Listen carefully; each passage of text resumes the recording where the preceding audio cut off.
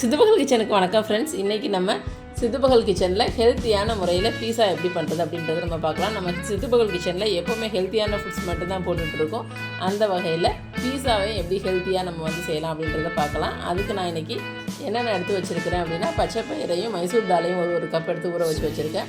அது கூடவே வெங்காயத்தை கேப்சிகம் மேலே வைக்கிறதுக்கு ஒரு வெங்காயத்தை நல்லா ஸ்லைஸ் பண்ணி எடுத்து வச்சுருக்குறோம். அப்புறம் சாப் பண்ணி தனியாக எடுத்து வச்சுருக்குறோம். அதுக்கப்புறமா கேப்சிகம், ஆனியன், அது கூடவே பூண்டு, இஞ்சி, அது கூட சீஸ் 2 ஸ்லைஸ் எடுத்து வச்சுருக்கிறேன்.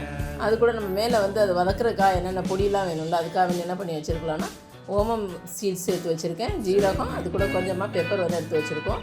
இது கூடவே நம்ம சில்லி ஃப்ளேக்ஸும் எடுத்து போட்டோம்னா அது போடுறதுக்கு நல்லாயிருக்கும். ஸோ இப்போ நம்ம என்ன பண்ணலான்னா, இதை அரைக்கிறதுக்கு கொஞ்சமாக சால்ட்டு போட்டு மைசூர் தாலையும் பச்சை பயிறு அது கூடவே இஞ்சியையும் போட்டு நல்லா ஃபைன் பேஸ்ட்டாக தோசைக்கு நம்ம ரொம்ப தண்ணியாக அரைப்போம் மாதிரி அரைச்சிடாமல் நல்லா ஃபைன் பேஸ்ட்டாக இட்லி மாவுக்கு எப்படி அரைப்போமோ அந்த பதத்துக்கு நல்லா அரைச்சி எடுத்துக்கலாம். எடுத்துகிட்டு இப்போ அதுக்கு தேவையான மசாலா பண்ணுறதுக்கு என்ன பண்ணலான்னா, நான் கொஞ்சமாக ஒரு டேபிள் ஸ்பூன் அளவுக்கு தேங்காய் எண்ணெய் தான் விட்டுருக்கேன். அது கூடவே ஸ்லைஸ் பண்ணி வச்சுருக்கிற வெங்காயம், பூண்டு எல்லாத்தையும் நல்லா வதக்கிக்கலாம். அது கூடவே தக்காளியும் போட்டு நல்லா வதக்கிக்கிறேங்க. ஸோ இது நல்லா வணங்கினதுக்கு அப்புறமா என்ன பண்ணலாம் அப்படின்னா, பச்சை வாசம் போகிற அளவுக்கு வணங்கினதுக்கப்புறமா நம்ம எடுத்து வச்சுருக்கிற பொடிகள் இருக்குது, ஜீரகம், ஓமம், மிளகு. ஸோ இது மிளகு நம்ம அதில் தூவி விடுறதுக்கு வச்சுக்கலாம். இப்போ நம்ம ஜீரகத்தையும் ஓமத்தையும் மட்டும் அதில் போடும்போது அந்த வாசம் தூக்கலாக இருக்கும். ஸோ போட்டு நல்லா நம்ம வதக்கலாம். ஸோ இது நல்லா வதக்கி எடுக்கும் போது என்ன பண்ணலான்னா, நமக்கு ரொம்பவே டேஸ்ட்டாக இருக்கும். அந்த மசாலாவுக்கு தேவையான அளவுக்கு சால்ட்டும் கொஞ்சம் போட்டுக்கோங்க. அது கூடவே கொஞ்சமாக மிளகாத்தூளும் ஒரு டேபிள் ஸ்பூன் அளவுக்கு போட்டுக்கலாம்.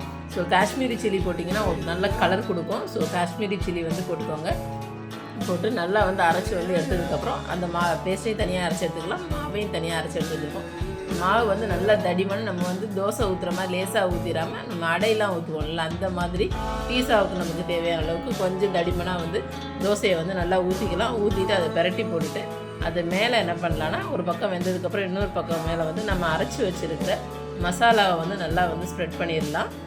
நல்லா பீஸா மாதிரி நல்லா ஃபுல்லாக நல்லா நம்ம ஸ்ப்ரெட் பண்ணிக்கிறோம். ஸ்ப்ரெட் பண்ணிவிட்டு அதுக்கப்புறமா நம்ம எடுத்து வச்சுருக்கிற சீஸு, வெங்காயம், அது கூடவே கேப்சிகம், இது எல்லாத்தையும் நம்ம கடையில் நம்ம எப்படி வாங்குகிறோமோ அதே மாதிரி நம்ம டெக்கரேட் பண்ணிக்கலாம். ஸோ நான் ஃபஸ்ட்டு கேப்சிகம் வச்சுக்கிட்டேன். ஸோ அது மேலே வெங்காயத்தை வச்சுட்டேன் சைடில். ஸோ அது கூடவே என்ன பண்ணியிருக்கேன்னா, சீஸு நமக்கு எந்த மாதிரி வேணுமோ அந்த மாதிரி டெக்கரேட் பண்ணுற சீஸ் நம்ம மேலே வச்சோன்னா தான் அது உருகி வரும். ஸோ அதையும் போட்டுட்டு அதுக்கு மேலே நம்ம என்ன பண்ணலான்னா, கடையில் வாங்குற மாதிரி நமக்கு வேணுன்றதுனால சில்லி ஃப்ளேக்ஸையும் லைட்டாக தூவி விட்டுக்கலாம். தூவி விட்டுட்டு அது கூட பெப்பரும் போட்டுக்கோங்க. இது ரொம்ப ஹெல்த்தியாகவே இருக்கும். நம்ம எல்லாமே போட்டது எல்லாமே இதில் ஹெல்த்தி தான். ஸோ எதுவுமே ஜங்க் ஃபுட்ஸுன்னு சொல்ல முடியாது, எல்லாமே வீட்டில் உள்ளது தான். ஸோ இப்படி போட்டு பண்ணும்போது பார்க்குறதுக்கும் ரொம்ப அழகாக இருக்கும். நம்ம குழந்தைங்க எப்போயுமே பீஸான்னு கேட்கும்போது இந்த மாதிரி செஞ்சு கொடுங்க. கண்டிப்பாக இது ரொம்ப ஹெல்த்தியாகவும் இருக்கும்.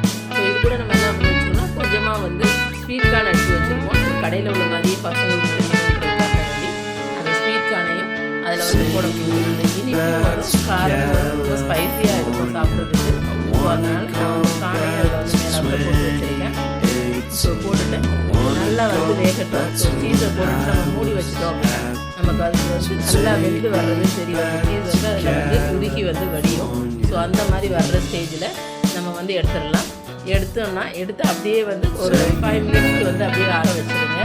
ஆற வச்சுட்டு அதுக்கப்புறமா அதை நம்ம பீஸா மாதிரியே கடையில் உள்ள பீஸா மாதிரியே ஸ்லைஸ் போட்டு கொடுத்தோம் அப்படின்னா கண்டிப்பாக குழந்தைங்க இதுதான் ஒரிஜினல் பீஸான்னு சொல்லிட்டு சாப்பிட ஆரம்பிச்சிடுவாங்க. இதுக்கப்புறம் கடையில் பீஸா வாங்கி கொடுக்க வேண்டியது இருக்கவே இருக்காது.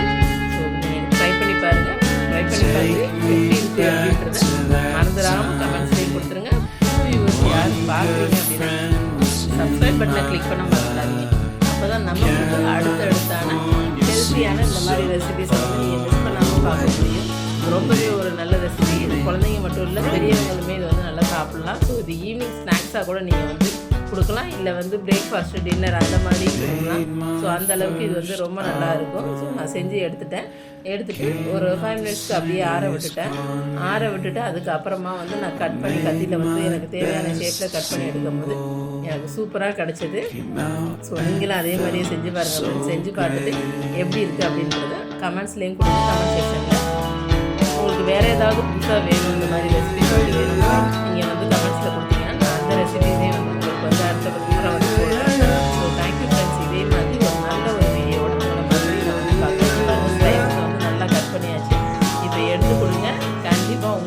பிடிக்கும், பசங்களுக்கு பிடிக்கும்.